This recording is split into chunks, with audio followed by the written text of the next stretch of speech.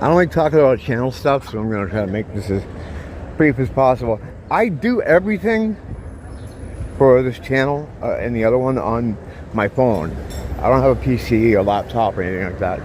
As a consequence of this, I use the app version of the Creator Suite. And as a consequence of that, sometimes I don't get all my comments and I don't get all my messages until like way later. So if I don't get back to you, that's why. It's not because I don't give a fuck or something. I'm supposed to get notifications for every time someone says something. And when I do, I go right to it. And I answer it right away, or, whatever the fucking thing is. So if you asked something or made some kind of comment and you hadn't heard back from me yet, that's probably why. And on my fault, on the my fault end, I'm really bad with email. Because I spent so many years like not even using it. But I do check it, and I'm real slow. Generally. But yeah, I'll get back to you on that too. I appreciate anyone wanting to talk to me about something. It's great. I would definitely be more on top of that shit if I wasn't using the phone app, and if I hadn't developed a situation where I ignore email. But yeah, thanks for understanding. Thanks in advance for your understanding. There's a dude on Instagram called Hungry Hawaiian. We talked about him before. He's the one that got his condo firebombed because of, I guess whatever he posted. He posts a lot of like crime stuff, and he just kind of, it's funny, cool. He kind of patrols the city and just comes upon like scenes of crime and stuff and just talks about it. So I don't know what he did or who he pissed off, but he pissed off somebody, and that's, what happened to him. But he's still around. He's got a YouTube page, but it doesn't seem like he puts that much work into it. His main thing, it feels like, is his Instagram page. So I saw on his page this morning, he had this this fight between two guys that he came upon. Looked like they were at the police station, I think. There's a lot of HPD came rolling onto the scene. About two guys fighting over Charlie Kirk. One guy was saying he's a fucking whatever Nazi liar, spreading his lies and his hate. I'm seeing that a lot. Like people on the left talking about the lies and the hate and the misinformation. Did they even watch him? Did they ever seen this stuff? I've seen very little of it.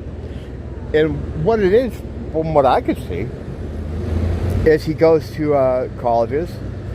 College kids come spew their fucking shit that their liberal teachers taught them.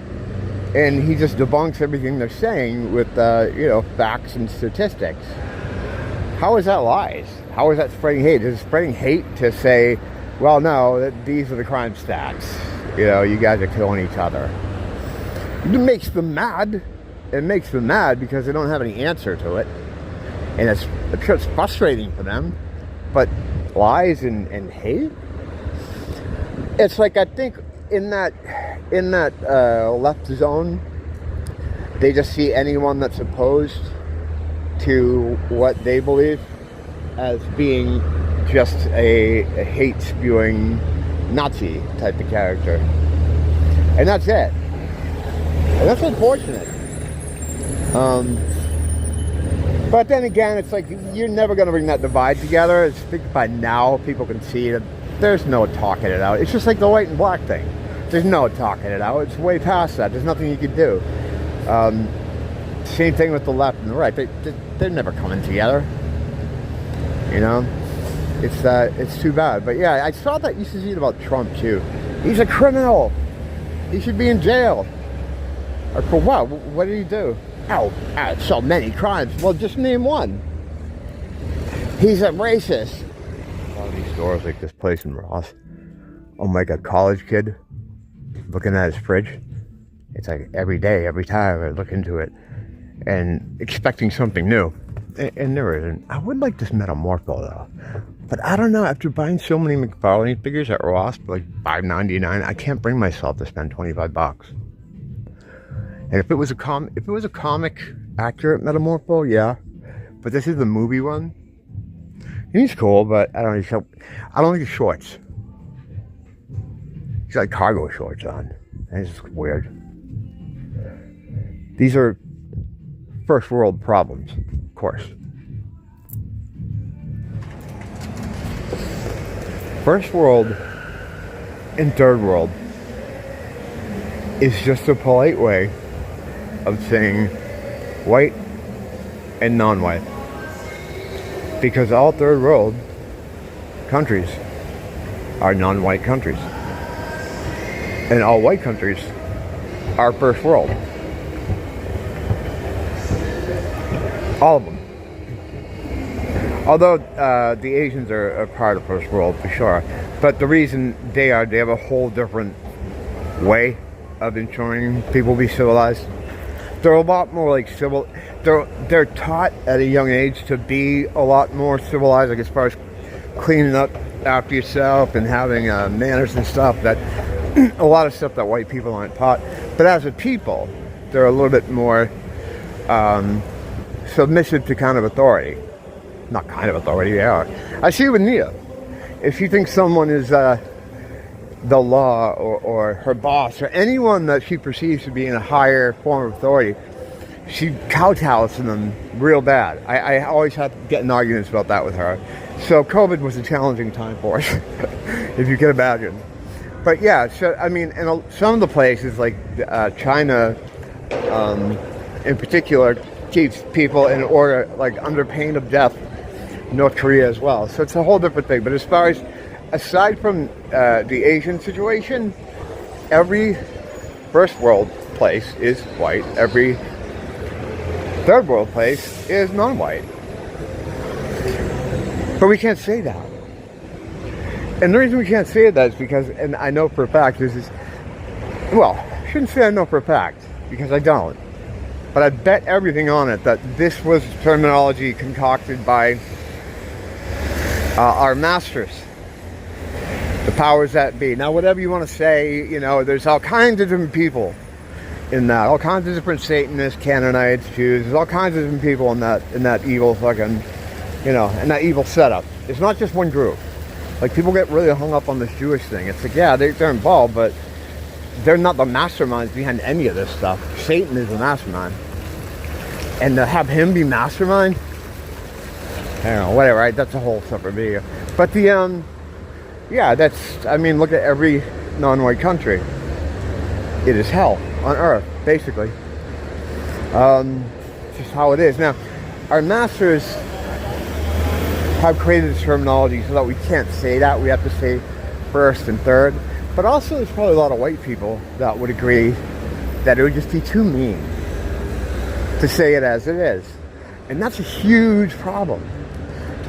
Because they gotta be too mean. We don't make people feel bad. A lot of the things we've done to fuck ourselves has been in the name of making sure people don't feel bad, okay? But the problem there is, and I talked about this again, is white people that are afraid of having other people feel bad, they're thinking about it with the white brain. Like that you would feel bad because you're white and you have full control over abstract concepts. A lot of these non-whites, though, starting with, it's like as soon as the skin changes color, you can go right down, don't have the same abstract thought abilities, famously, finally, people came around to it. Black people don't have a prefrontal cortex, which in turn means they can't contend with abstract thoughts. Shame is an abstract thought. You know, that's why you see 300-pound black women walking around with thongs on the beach here. And, you know, because shame isn't a thing. You know, that's why when you see people go like, oh, they have to get some control of their culture. And aren't you ashamed to say, no, they're not, because they don't, that doesn't even come into their head. But you think it does because you're thinking about it with the brain that can. You don't want to run me over. See, I got this thing here, motherfucker. You want to be like. You want to talk to them, thinking that they have the same brain as you. They don't. Yeah, that fucking guy right there. Like, we got the little. It was my turn to walk, but he was trying to hit me, run me over. He's trying to force me out of there. He's trying to scare me. But the way people work around here, and you know, a lot of them are retarded. You know, that fucking IQ map of the nation does not fucking lie. But they think like it's always their turn, even when it's our turn. Like, these lights are very specific. They side with the with people on foot. You know, it's a tourist area, and pedestrians have the right of way a lot of times. But in these more sort of contentious areas, we get the little white guy on the sign there that says it's safe to go. You see the little white guy, you know it's a safe area, just like everything else in life. But if the drivers feel like, well, they have this might makes right thing, like I'm in the car, so it's my turn when it's my turn, and it's also my turn when it's your turn. Fucking, it's crazy. It's all the kind of person you are too. I know people would balk at this, but if Neo was crossing the street with me over there, he would never try to play chicken with her. If a black dude was crossing the street here, oh Jesus, they'd stop the fucking bus and run out and kiss him. Probably give him the keys.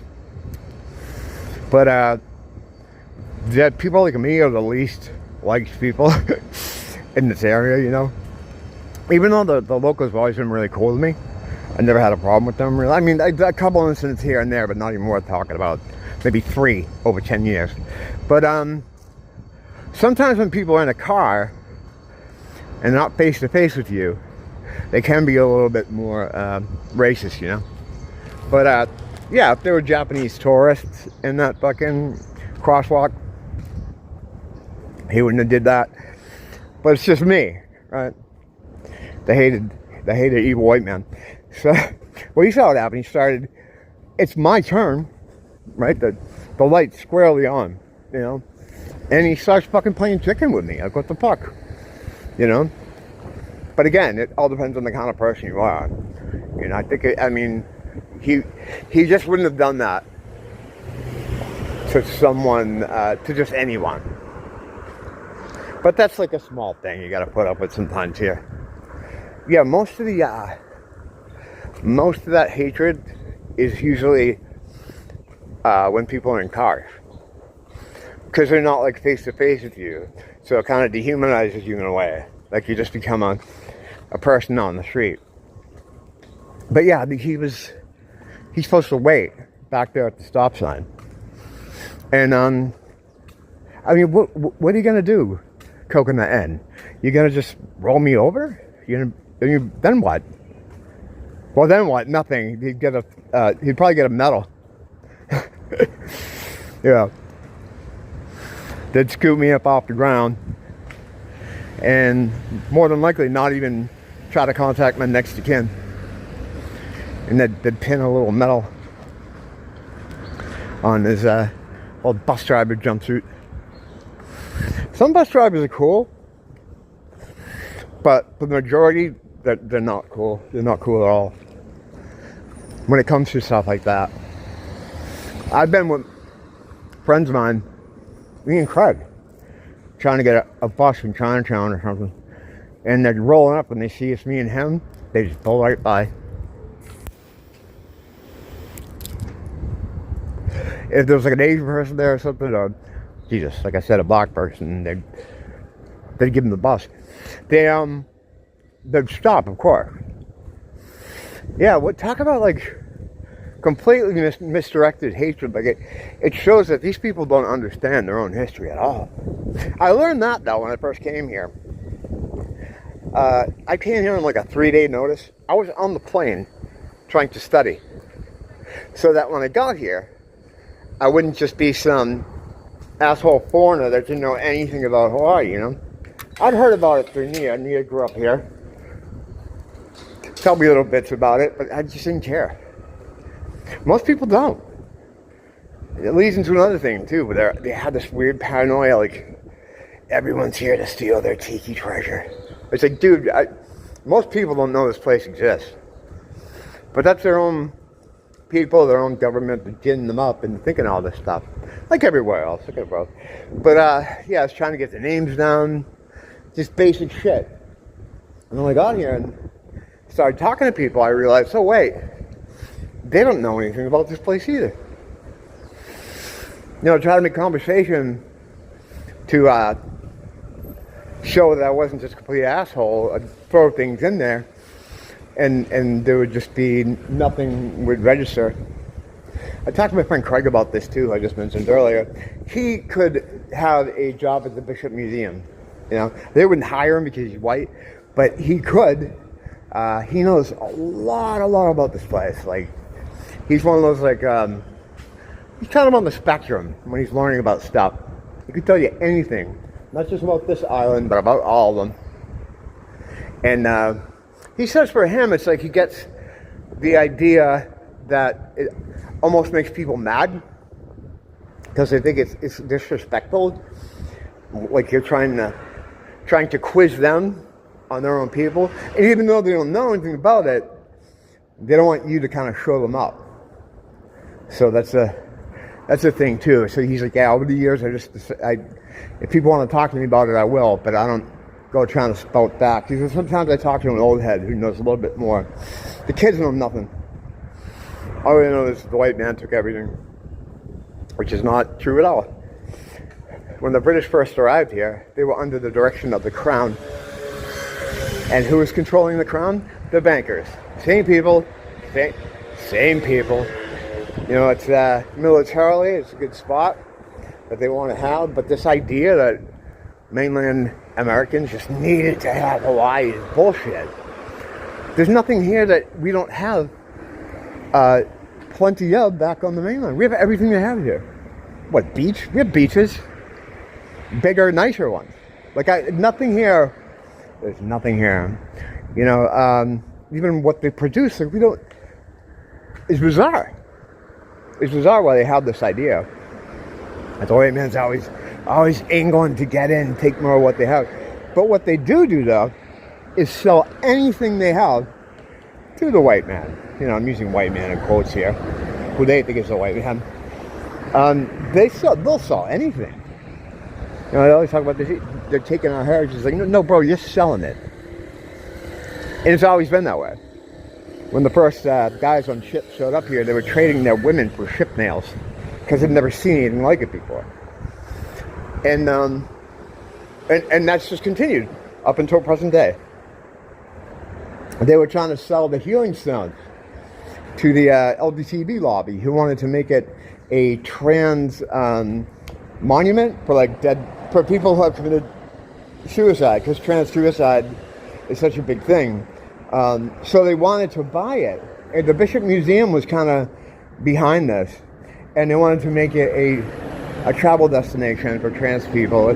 But that had nothing to do with what the stones were. The only tie they have is that the people who made the stones, didn't bring anything here. There were these strange travelers who came with magic healing powers that they imbued those stones with, stones that come from here. And they're supposed to have this power in them, right?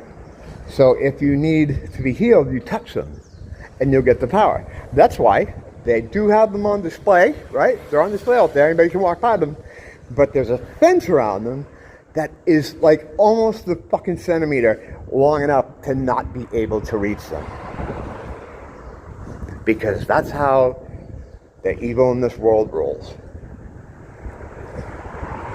Think about that. They have the healing stones, whether or not they work or not. Now, who knows? Maybe they do. But if they didn't want you touching them, you know, they could put them around the thing, a little bit more security for whatever. The big stones, like, what are you going to do to them? But anyway, although these days, the new people that moved here will probably be trying to spray paint them. But what they do is they have a little fence around it. It's always locked up. And you can reach over, and you can almost reach them. That's done purposely. I was talking to someone in the comments Just this morning, he was talking about how in Hawaii, like they have such a crazy homeless population. It wouldn't take them much to create tiny homes.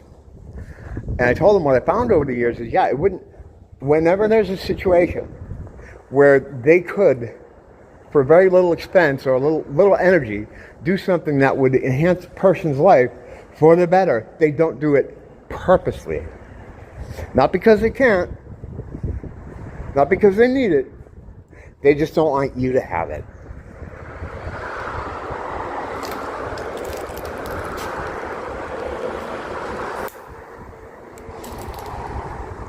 That's what we deal with, brothers and sisters.